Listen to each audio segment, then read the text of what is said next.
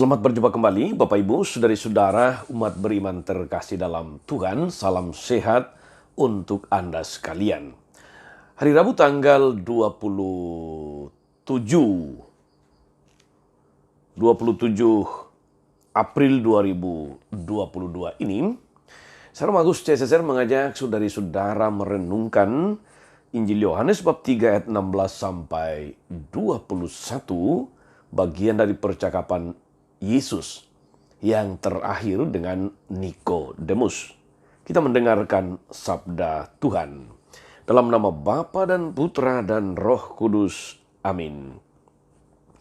Dalam percakapannya dengan Nikodemus, Yesus berkata, "Begitu besar kasih Allah akan dunia ini, sehingga ia telah mengaruniakan anaknya yang tunggal, supaya setiap orang yang percaya kepadanya tidak binasa, melainkan beroleh hidup yang kekal. Sebab Allah telah mengutus anaknya ke dalam dunia bukan untuk menghakimi dunia, melainkan untuk menyelamatkannya. Barang siapa percaya kepadanya, ia tidak akan dihukum. Tapi barang siapa tidak percaya, ia telah berada di bawah hukuman, sebab ia tidak percaya dalam nama Anak Tunggal Allah. Dan inilah hukuman itu. Terang telah datang ke dalam dunia, tapi manusia lebih menyukai kegelapan daripada terang. Sebab perbuatan-perbuatan mereka jahat. Sebab barang siapa berbuat jahat membenci terang dan tidak datang kepada terang itu, supaya perbuatan-perbuatannya yang jahat itu tidak tampak. Tapi barang siapa melakukan yang benar, ia datang kepada terang, supaya menjadi nyata bahwa perbuatan-perbuatannya dilakukan dalam Allah." Demikianlah sabda Tuhan. Bapak Ibu saudari-saudara umat beriman terkasih dalam Tuhan kita Yesus Kristus. Bagian akhir dari percakapan Yesus dan Nikodemus diawali dengan satu kalimat yang sungguh luar biasa. Sebuah kalimat yang menggetarkan karena begitu besar kasih Allah akan dunia ini sehingga ia mengaruniakan anaknya yang tunggal. Saudari-saudara umat beriman terkasih dalam Tuhan, dalam 2 atau 3 hari ini Injil berbicara tentang percakapan Yesus dengan Nikodemus. Mulai dari kamu harus lahir baru dan sebagainya. Dan hari ini Yesus menegaskan kepadanya karena begitu besar kasih Allah akan dunia ini sehingga ia mengaruniakan anaknya yang tunggal. Setiap ungkapan Yesus kepada Nikodemus saudari-saudara bertujuan untuk meyakinkan Nikodemus tentang siapa Allah dan juga siapa Yesus sendiri, supaya Nikodemus membuka hatinya untuk mengimani, untuk percaya penuh kepada Yesus sebagai putra Allah yang diutus ke dalam dunia untuk menyelamatkan manusia, supaya Nikodemus percaya bahwa Yesuslah Mesias. Ada 3 hal penting saudari-saudara yang patut dicatat pada akhir dialog antara Yesus dan Nikodemus yang berusaha meyakinkan Nikodemus untuk menerima dan percaya, mengimani pribadi Yesus sendiri. Yang pertama adalah kasih. Begitu besar kasih Allah akan dunia ini, sehingga ia mengaruniakan anaknya yang tunggal, supaya siapa yang percaya kepadanya memperoleh keselamatan. Yesus, saudari-saudara, menjelaskan pribadinya sebagai penjelmaan Allah yang selalu mengasihi meskipun manusia seringkali berdosa. Meskipun manusia seringkali tidak peduli, tapi karena begitu besar kasih Allah, maka Dia mengaruniakan putranya yang tunggal, yaitu Yesus sendiri.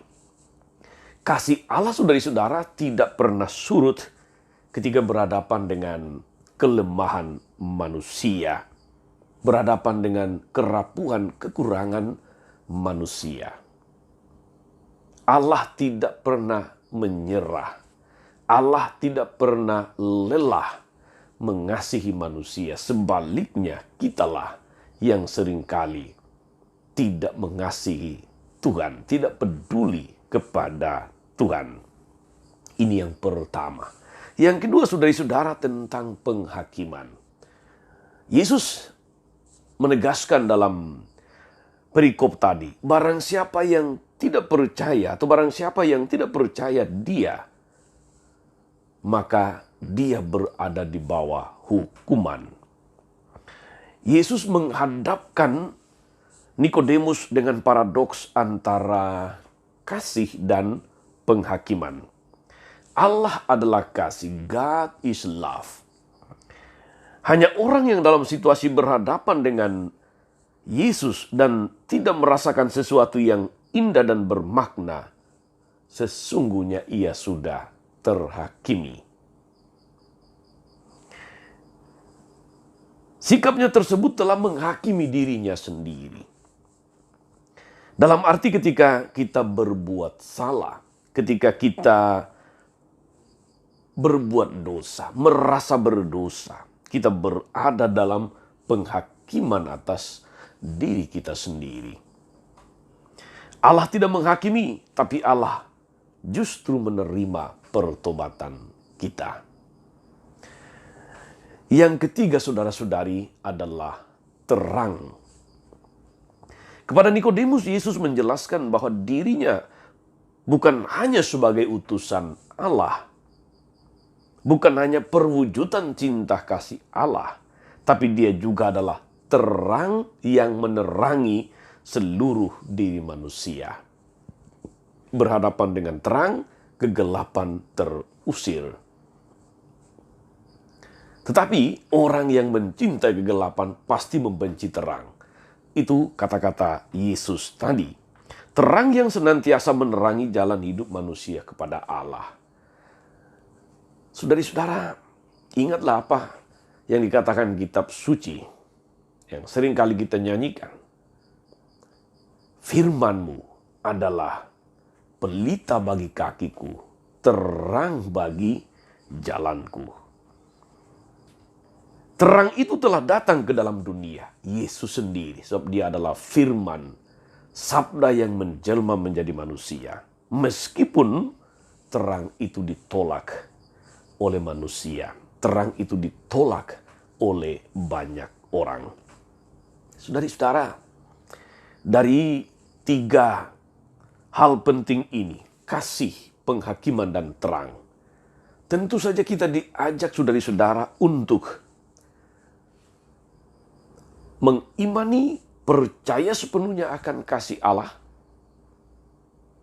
dan membawa kasih Allah itu ke tengah dunia, di dalam perjumpaan, di dalam karya, di dalam pelayanan kita, apapun dan dimanapun kita berada, apapun situasi, kondisi, dan status hidup kita, kita harus menjadi pembawa kasih. Kita harus menjadi saluran kasih. Kita harus menjadi tanda kasih Tuhan bagi sesama. Semoga kita juga, saudari-saudara, menjadi hakim yang tidak lekas menghukum nilai dan keburukan orang lain. Yang suka menghakimi, tetapi hakim yang selalu membawa terang bagi banyak orang, membawa pengaruh-pengaruh positif, pengaruh-pengaruh yang baik, sehingga orang semakin terinspirasi. Orang merasa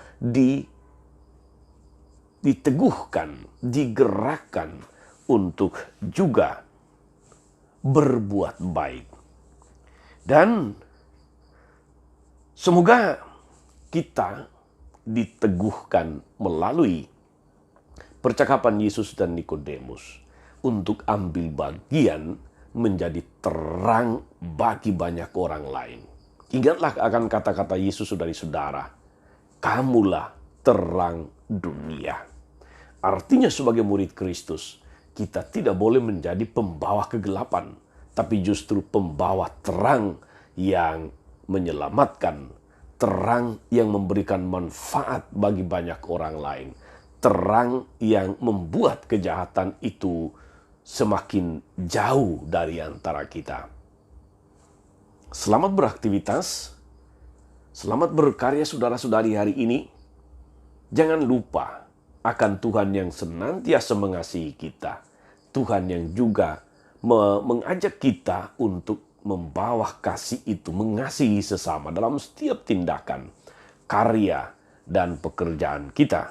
Dan ingat selalu untuk terus menjadi terang bagi siapapun.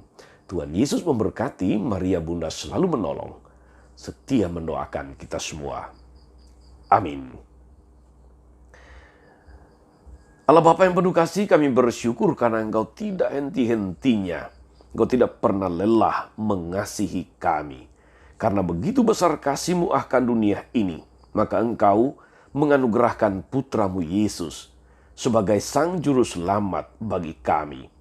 Semoga kami boleh ambil bagian di dalam karya kasih Tuhan, menjadi terang bagi sesama, dan terus menginspirasi, membawa semakin banyak orang percaya dan mengasihi-Mu. Engkau yang hidup dan berkuasa sepanjang segala masa. Amin. Saudari-saudara sekalian, berkat Allah turun atas saudari-saudara, atas mereka yang kita doakan atau kita janjikan doa, mereka yang sakit dan menderita, segala rencana, karya, dan pelayanan sepanjang hari ini, Bapa dan Putra dan Roh Kudus. Amin. Tetap sehat, tetap semangat. Jangan lupa like, subscribe, nyalakan lonceng notifikasinya. Salam 52. Tuhan memberkati.